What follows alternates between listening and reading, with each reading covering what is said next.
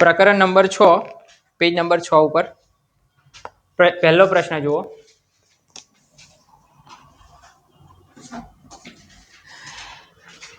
એક આકૃતિ આપેલી છે PQ.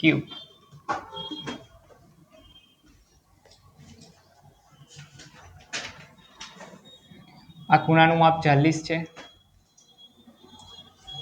પેલું 4x છે અને આનું માપ આપેલું છે 3x.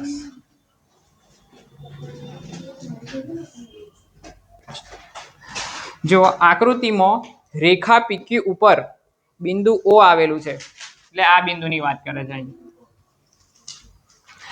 POQ એક રેખા છે. POQ શું છે? એક રેખા છે. તો x નું મૂલ્ય ખાલી જગ્યા થાય. x નું મૂલ્ય કેટલું થશે આપણે શોધવું છે. હવે અહીં જોઈને ખબર પડી જાય છે કે આ ત્રણે ત્રણ ખૂણાઓ એક રેખા ઉપર આવેલા ખૂણાઓ છે. તો આપણને ખબર છે કે ત્રણ ખૂણાઓનો સરવાળો કેટલો થાય? 180. તો આપણે લખીએ 40 વત્તા, બરાબર, બધા ખૂણાઓનો સરવાળો 180 થશે. 40 વત્તા 4x વત્તા 3x બરાબર 180. 4x વત્તા 3x, 4 ને 3 7x થશે.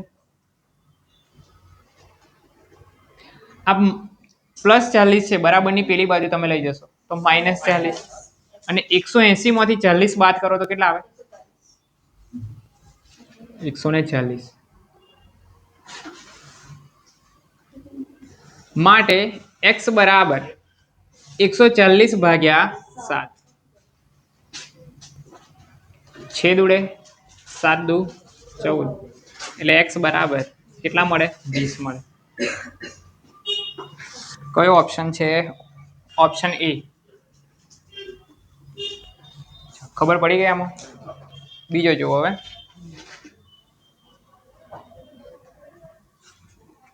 ખૂણો A અને B પૂરક કોણ છે?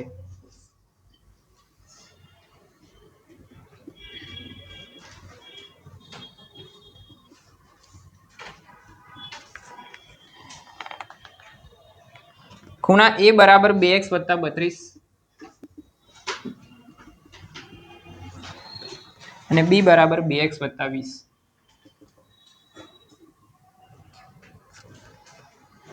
તો ખૂણા A નું માપ ખાલી જગ્યા થાય એવું આપણને કીધું, બરાબર. આપણે ખૂણા A નું માપ અહીં જોઈએ છે. ધ્યાન આપજો. પહેલા તો અહીં જુઓ, A અને B એકબીજાના પૂરક કોણ છે એવું કીધું છે. તો તમને ખબર હોય તો પૂરક કોણ કોને કહેવાય? કેટલાને ખબર છે? હાથ ઊંચો કરો. પૂરક કોણ કોને કહેવાય? હિનલ બોલ. બરાબર છે.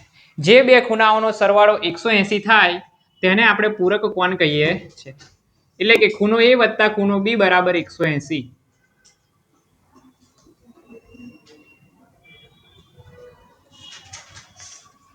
હવે હું એક કામ કરું છું, અહીં ખૂણા A નું પણ માપ આપેલું છે અને ખૂણા B નું પણ માપ આપેલું છે. તો આ બંનેનું માપ હું આ સમીકરણમાં મૂકી દઉં. તો અહીં ખૂણા A ની જગ્યાએ આપણે લખી શકીએ A બરાબર 2x વત્તા 32. તો અહીં લખું છું 2x વત્તા 32 વત્તા B ની જગ્યાએ આપણે લખી શકીએ 2x વત્તા 20 બરાબર 180. 2x વત્તા 2x કેટલા થાય? 4x. 32 વત્તા 20 કેટલા થાય? 3 ને 2 5 52. બરાબર. અને એ 52 ને આપણે બરાબરની પેલી બાજુ લઈ જઈશું. 180 ઓછા 52.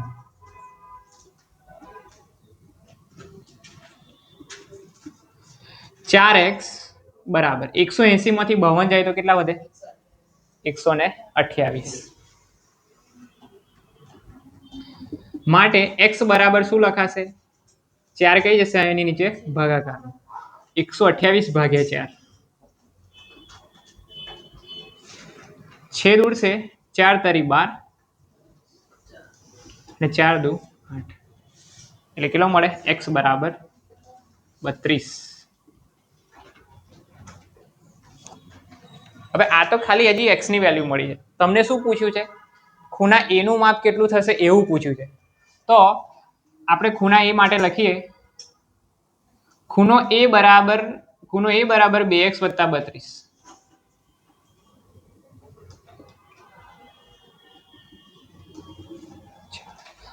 x ની જગ્યાએ કેટલા લખવા છે? 32 વત્તા 32. ચાલો 32 ગુણ્યા 2 કરીએ તો 64 વત્તા 32. 64 વત્તા 32 શું આવે? 96 જવાબ આવશે. ખૂણા a નું માપ 96 થાય. ઓપ્શન કયો છે? C option. ઓપ્શન સી એ સાચો થશે. ચાલો કોઈ તકલીફ છે આ દાખલામાં? ખબર પડી ગઈ બધાને?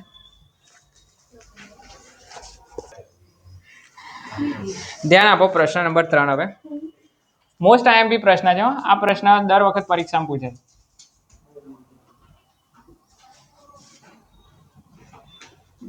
આવશે જ આવો પ્રશ્ન. 55 ના માપના એક વખત આખું વાક્ય હું લખું. 55 ના માપના ખૂણાના કોટિકોણના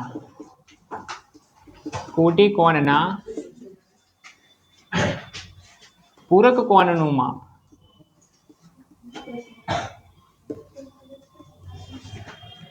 ખાલી જગ્યા છે. ધ્યાન આપો. પહેલા તો એવું કીધું છે કે 55 ના માપના ખૂણાના કોટિકોણના પૂરક કોણનું માપ ખાલી જગ્યા છે. પૂછાશે જ. આ પ્રશ્ન પરીક્ષામાં આવશે ને આવશે જ. શરૂઆત કરીએ કે ભાઈ 55 ના માપના ખૂણાનો કોટિકોણ. પહેલા તો આપણે આ વાક્ય ઉપર ધ્યાન આપવું પડે. તો 55 ના માપના ખૂણાનો કોટિકોણ શું થાય એટલું યાદ રાખવાનું. ધારો કે x અને y આ જો એકબીજાના કોટિકોણ હોય તો આપણને ખબર હોવું જોઈએ કે કોટિકોણ હોય તો બંનેનો સરવાળો કેટલો થાય? 90. આમાં કહેવાય આવી રીતે કે x છે એ y નો કોટિકોણ છે અને y છે કોનો કોટિકોણ છે? x નો છે. ડન છે આટલું? જો મારે x જોઈતો હોય તો y ને પેલી બાજુ મોકલવો પડે ને, તો કેવા થાય? -y.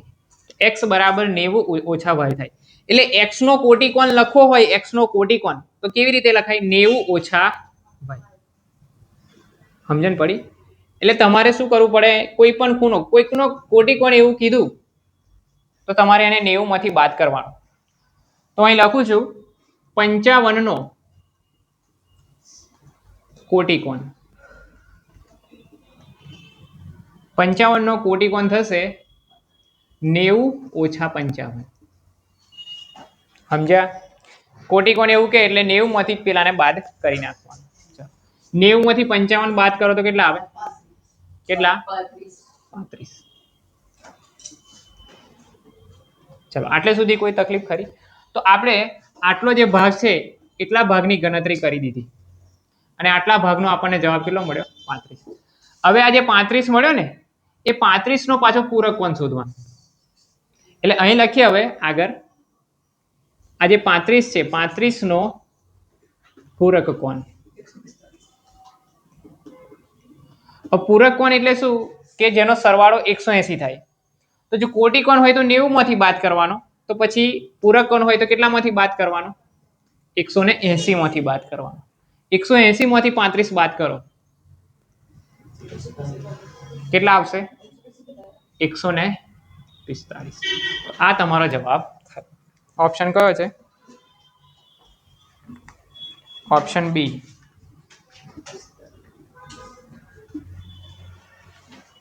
ચલો કોઈ તકલીફ?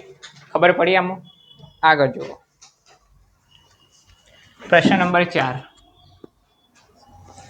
ખૂણો એ અને બી રેખિક જોડના ખૂણા છે.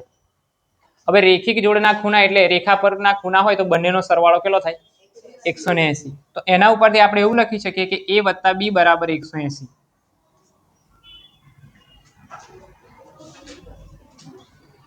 આટલું મળ્યું. એના પછી ખૂણા a નું માપ 140 હોય તો બીના કોટિકોણનું માપ કેટલું? લો 9 લાયા. હવે એક કામ કરીએ. પહેલા તો આપણે શું કરીએ? એનું માપ 140 આપ્યું છે, તો બી નું માપ શોધી લઈએ. એનું માપ 140 વત્તા બી બરાબર 180. 140 ને પેલી બાજુ લઈ જશો તો 180 માંથી 140 બાદ કરો, કેટલા આવે? 40 આવશે. હવે તમને આ વસ્તુ નહીં કીધું, હવે એવું કીધું છે કે જો બી ના કોટિકોણનું માપ શોધો. તમને જે બી મળ્યો એના કોટિકોણનું માપ શોધવા કીધું છે. એટલે બી નો કોટિકોણ હોય તો કેટલામાંથી બાદ કરશું? 90 માંથી. 90 માંથી બી કેટલો છે? 40 બાદ કરો, કેટલા આવે જવાબ? 50 તમારો જવાબ થાય. કયો ઓપ્શન છે? Option B. કોઈ તકલીફ?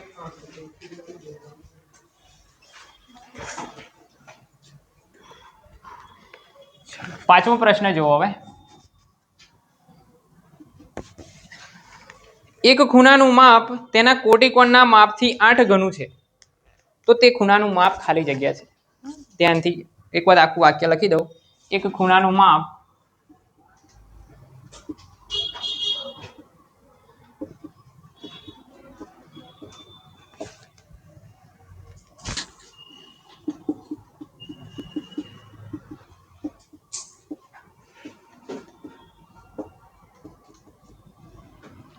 આઠ ગણું છે, તો તે ખૂણાનું માપ ખાલી જગ્યા છે. તો તે ખૂણાનું માપ, જો એકદમ સિમ્પલ દાખલો છે, ખાલી થોડું ધ્યાન આપવાની જરૂર છે. તમને શું કીધું છે? એક ખૂણાનું માપ. હવે કયો ખૂણો એવી આપણને ખબર નથી, તો આપણે ધારી લઈએ કે ભાઈ તમે જે આ વાત કરો છો ને એક ખૂણો એ એક ખૂણાને x એવું કહી દો. બરાબર? આપણે ધારો કે ખૂણો x છે. બરાબર? આપણે બધાની x ની વાત. હવે આ જે ખૂણો x છે, x ના કોટિકોણનું માપ, આ જે ખૂણો x છે તેના કોટિકોણના માપથી 8 ગણો છે. x છે એ તેના કોટિકોણના માપથી 8 ગણો છે. તો હવે લખીએ, જુઓ ધ્યાન આપો. આપણો જે ખૂણો x છે એનો જે કોટિકોણ, એનો કોટિકોણ એટલે શું થાય? 90 - x. હમણાં જ આપણે વાત કરી આ દાખલાઓ. કોટિકોણ હોય તો 90 માંથી બાદ કરવાનો, પૂરક કોણ હોય તો 180 માંથી બાદ કરવાનો. તો આપણો જે ખૂણો x છે એના કોટિકોણ, એનો કોટિકોણ એટલે 90 - x, એનાથી 8 ગણો છે. હવે આમાં કમ્પેરિઝન કઈ રીતે કરવાનું એ તમને શીખવાડું, ધ્યાન આપો. હવે આ જે ખૂણો x છે એના કોટિકોણ કરતા શબ્દ આવે એટલે વચ્ચે તમારે બરાબરની નિશાની મૂકી દેવાની. કરતા એવો શબ્દ વચ્ચે આવે તો તમારે કઈ નિશાની મૂકી દેવાની વચ્ચે? હવે 8 ગણો છે. 8 ખરા, પણ ઘનો એટલે ગુણાકાર. હો, ઘનો એટલે તમારે શું કરવાનો છે? 8 નો ગુણાકાર કરવાનો છે. પણ 8 નો ગુણાકાર આ બાજુ કરીએ કે પછી આ બાજુ કરીએ, એ હવે પ્રશ્ન થાય. તો એના માટે શું કરવું? ધ્યાન આપજો. તો એના માટે એક વસ્તુ તમારે વિચારવાની. 8 નો ગુણાકાર આપણે કરવો છે એ બરોબર છે, તો તમારે એટલું વિચારવાનું કે કોણ મોટું લાગે છે. તમે જ્યારે વાક્ય વાંચો ને તો તમને ખબર પડશે કે કોણ મોટું છે. જે મોટું હોય એના જોડે ગુણાકાર નહીં કરવાનો, જે નાનું હોય ને એની જોડે ગુણાકાર કરવાનો. બરાબર? આપણે અમીરને પૈસા નહીં આપવાના. પૈસા કોને આપવાના? આપણે ગરીબને. જે નાનું હોય એને પૈસા આપવાના. એવી રીતે જો ધ્યાન આપો. તો આ જે x છે, જુઓ એ જે ખૂણો x છે એના કોટિકોણના માપથી 8 ગણો છે. તો કોણ વધારે લાગે છે? x એ 90 - x કરતા 8 ગણો છે. કોણ વધારે લાગે તમને? જો ફરી એક વાત બોલું છું. આપણો ખૂણો x છે, એ ખૂણો એના કોટિકોણથી 8 ગણો વધારે છે. વધારે કોણ લાગે છે? થોડુંક વિચારો. ફરી એક વાત બોલું છું, ધ્યાન આપો. આપણો જે ખૂણો x છે, આપણે હું સિમ્પલ વાક્ય કહું. ચાલો આપણે દીપકભાઈ, મારી પાસે દીપક કરતા 100 ગણા પૈસા વધારે છે. તો કોની જોડે વધારે છે પૈસા? મારી પાસે છે ને. તો એવી રીતે અહીં જોવાનું તમારે કે અહીં x છે એ 90 - x કરતા 8 ગણો વધારે છે. તો x કેવો કહેવાય? મોટો કહેવાય. તો 8 કોને આપવાના? નાનાને આપવાના આપણે. એટલે આ જગ્યાએ 8 નો ગુણાકાર થશે. સમજ્યા? x બરાબર 8 નો અંદર ગુણાકાર થાય. 90 × 8 કેટલા થાય? 720. 8 નો x સાથે ગુણાકાર 8x. આ -8x ને બરાબરની આ બાજુ લઈ આવો તો +8x થાય. એટલે 8x વત્તા x ટોટલ કેટલા x થાય 9x બરાબર આ બાજુ કેટલા વધે 720 720 ભાગ્યા 9 થશે તો અહીં આપણે લખી શકીએ x બરાબર 720 ભાગ્યા 9 બરાબર કરો ભાગાકાર કેટલો થાય